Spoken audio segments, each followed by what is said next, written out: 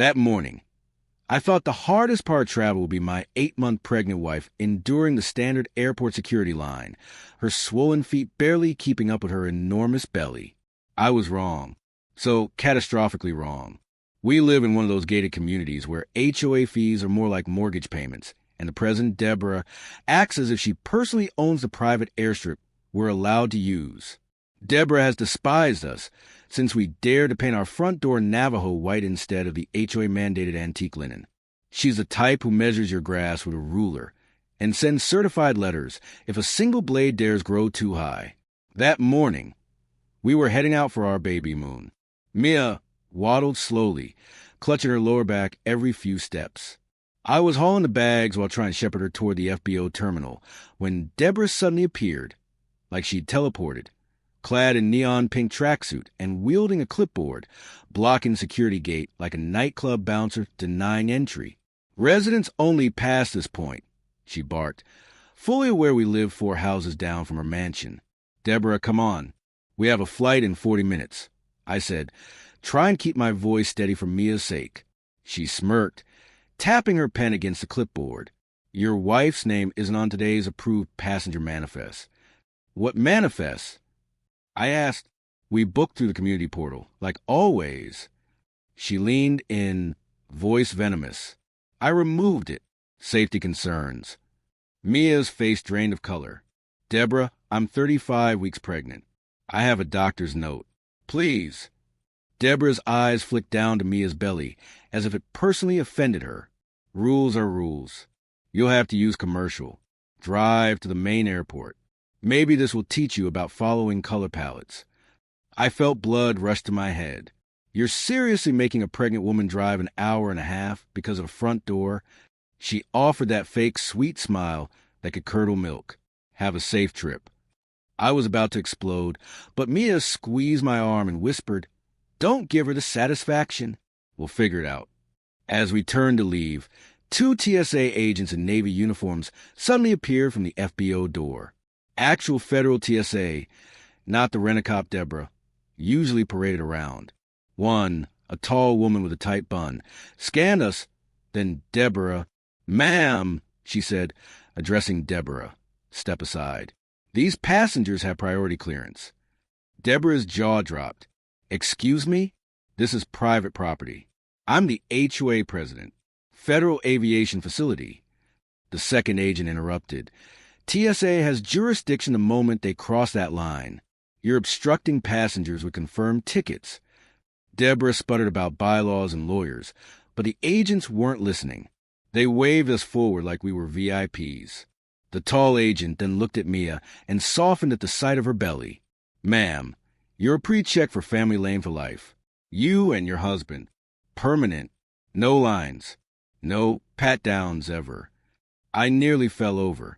Family Lane is sacred, front-of-the-line access, shoes on, laptops and bags. People wait years for this. Then the agent turned to Deborah, still clutching her clipboard, red-faced. "Ma'am, you'll need to step through for a full screening. Shoes off, pockets empty." I swear I saw Deborah's soul leave her body as they escorted her to the private screening room with the body scanner that drags on for over 20 minutes if they're feeling petty. Mia squeezed my hand like she was trying to crush it, but she was smiling for the first time that morning. We strolled to the family lane while Deborah's muffled protests echoed behind us. And that was only the beginning. We sailed to the family lane like royalty while Deborah's shrieks bounced off the glass walls. "This is harassment. I know the TSA director." The escorting agent smirked. "Yeah, Karen, we all know a director." We reached the gate. Mia finally exhaled. 10 minutes later, the FBO loudspeaker crackled.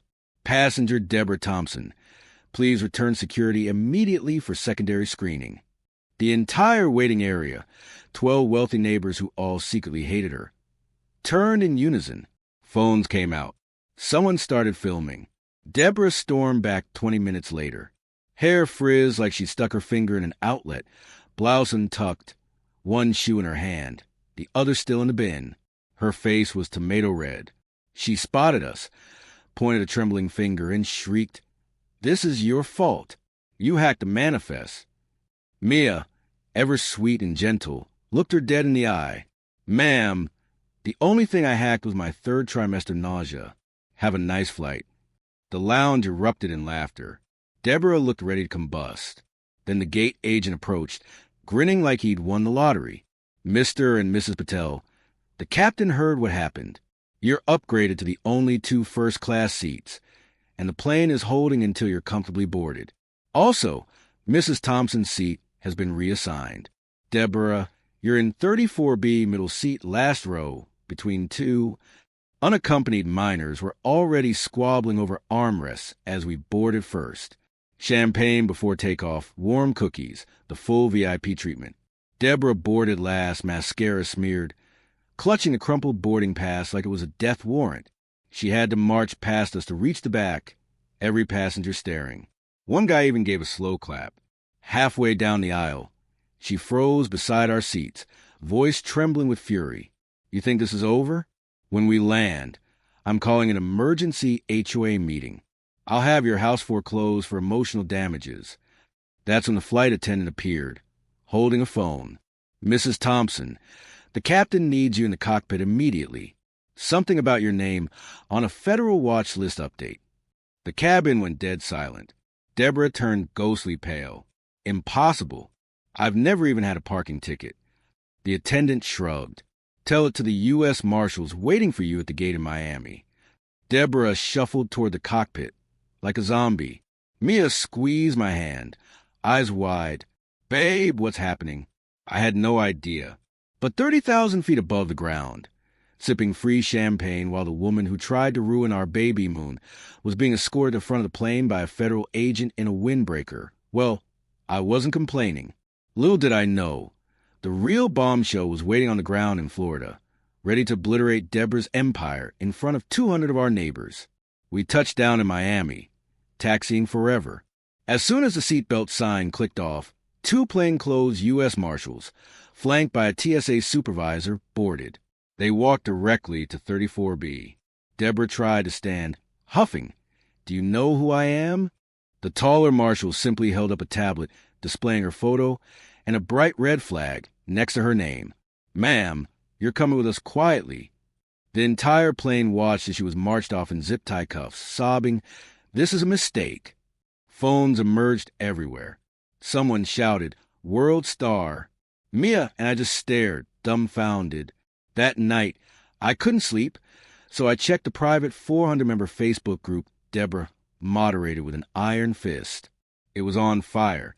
Someone had posted the full FBO security footage. Deborah had been abusing her HOA president login for years to flag certain neighbors on the private airstrip pre-checklist as security risks. 14 families at least. Paint color too bright? Flagged. Dog bark past 9 p.m.? Flagged. Christmas lights up past January 5th? Flagged. The system auto-forwarded these flags to TSA's backend because the airstrip is federal. Every one of her flags was logged as legitimate by HOA Security Director Deborah Thompson. TSA had been quietly investigating for months. Our incident pushed them over the edge. They showed up that morning specifically to catch her in the act on camera. By sunrise, local news ran. Gated community HOA president arrested for falsely flagging neighbors on a federal terror watch list. Charges included misuse of federal systems, filing false reports, and civil rights violations under color of authority. The FBI raided her mansion while we ate hotel breakfast, seizing 15 binders, her HOA laptop, and a thumb drive labeled Problem Residents. 2 days later, the emergency HOA meeting she threatened actually happened, but she was in federal holding. The vote was unanimous. Removed as president, lifetime ban from any board position, and every fined or flagged family refunded with interest. Our Navajo white door was retroactively declared iconic and added to the approved palette. The cherry on top? A week after returning home, a certified letter arrived from TSA headquarters. Inside, 2 permanent global entry cards, lifetime TSA pre-check for our entire family, including the baby on the way, and a handwritten note from the regional director. Thank you for your patience during an unfortunate incident. Your family will never wait in a regular security line again. Also included, a voucher for round-trip first-class tickets on any domestic route, valid forever. P.S. The former HOA president's pre-check privileges have been permanently revoked. Mia framed the letter above the crib. Every time I walk past it, I laugh. Deborah tried to punish us for a front door, but accidentally handed us a golden ticket to every airport in America, while she can't even get through security without a full-body search for life. Sometimes karma doesn't just knock. Sometimes she rolls up in a TSA van, cuffs the witch, and gives a pregnant lady free first class forever. We named our little girl Karma Liberty Patel. Perfect. If you enjoyed this story, hit subscribe. Every single sub motivates me to share even more dramatic HOA stories. Tap the bell icon so you never miss a new upload. Next story, justice gets even sweeter.